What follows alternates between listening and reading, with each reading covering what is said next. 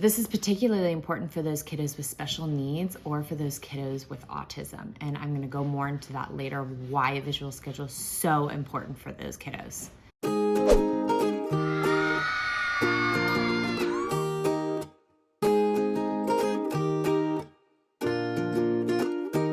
I'm Catherine Barker, and today we're going to be talking about how to use a visual schedule in your kindergarten classroom.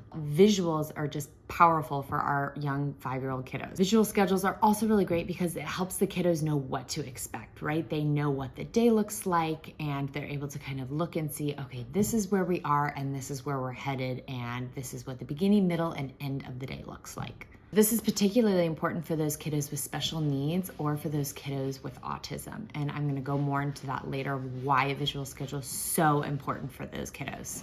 Okay, so best practices for your visual schedule. So we first of all want to make sure we're using it and using it on a daily basis. So a great way you can do that is make it a part of your morning routine. So you take attendance, say your morning good morning, and you could say, okay, let's go over the schedule today. What does our day look like? So, and in that morning routine, you want to make sure you're going over your schedule, and don't forget to go over your rules. And if you haven't seen my video on classroom rules with a twist, be sure to check it out after this video. This is so good for those kiddos with special needs or those kiddos with autism. So the world can just be a very unpredictable, very confusing place for students with autism, right? It can be overstimulated, it can be loud, it can be just too overwhelming for them at times. A routine and a schedule, visual schedule that they can look at and see is so helpful for them. It just helps calm them down. They know what to expect. In a world that it feels very unpredictable, it's something they can predict. And we want to give that space. We want to make that space for them. We want to give them that support. So if you're going to do something, especially out of the routine, make sure you let your students with special needs know.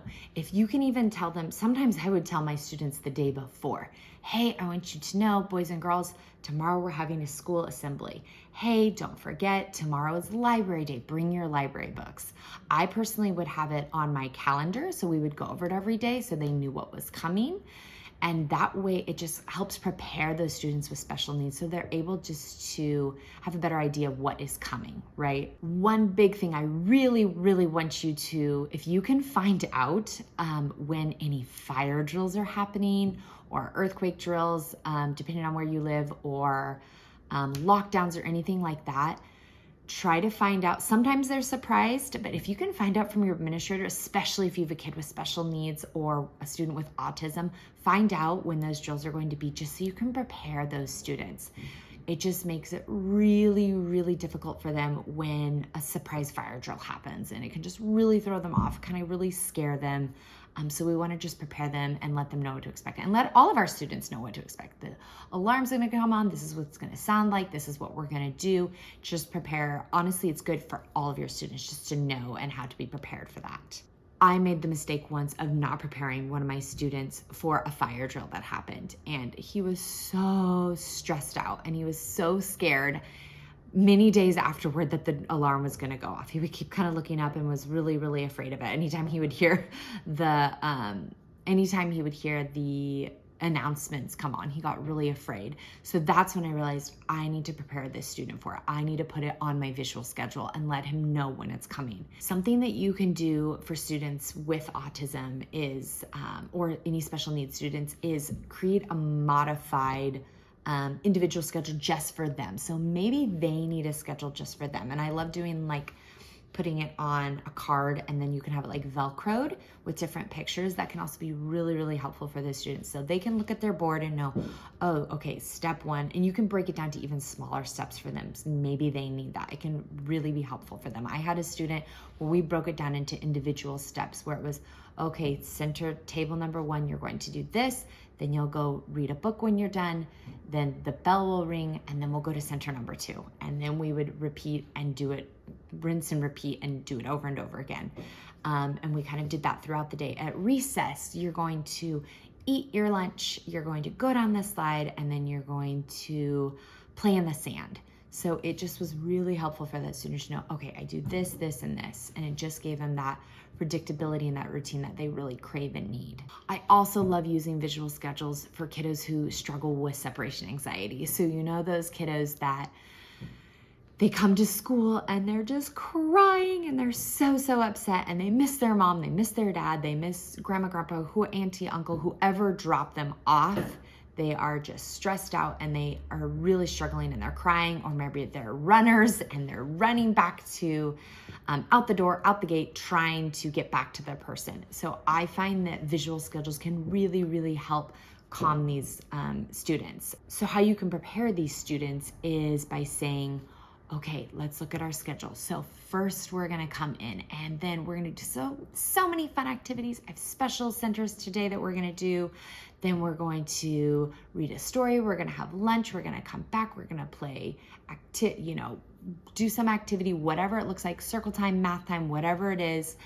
And then we'll pack up and then we'll go home and then you'll see your family. So sometimes when they're able to just have an idea that, honestly, just knowing that they're going to see them again, right? It's just helpful to know, like, okay, this, and then I get to go home and see them. And it can just kind of help ease and settle that anxiety. And I would have them repeat it back to you. So I would say, okay, look at the schedule. If they're really emotional, okay, this is where we are. We're going to do this fun thing and this fun thing. And then look, then we pack up and go home. You're so close, right? So it can just kind of help them know that the day's not going to go on forever. They will see their person again, right? And we're going to do some really fun things in the meantime. So it just kind of helps calm them and settle them and just gives them predictability and puts them at ease for the day. Visual schedules are also really great if you have students with challenging student behavior. So what that would look like is if you have a student that, say you're using a positive behavior plan, or some sort of incentive, and you say, okay, so I want you to make great choices at the carpet. I'll give you, whatever star sticker, whatever it is maybe that you're giving them. Then we're gonna go through our rotations.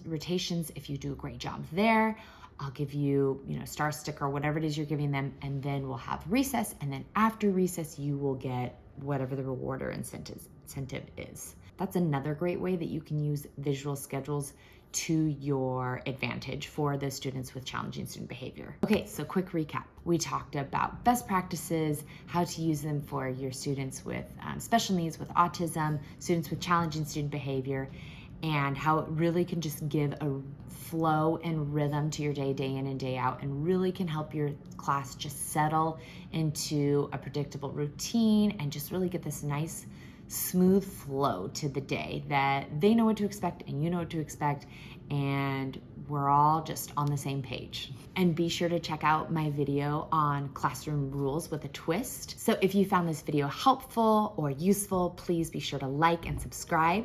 And until then, I'll see you in the next one. Happy teaching.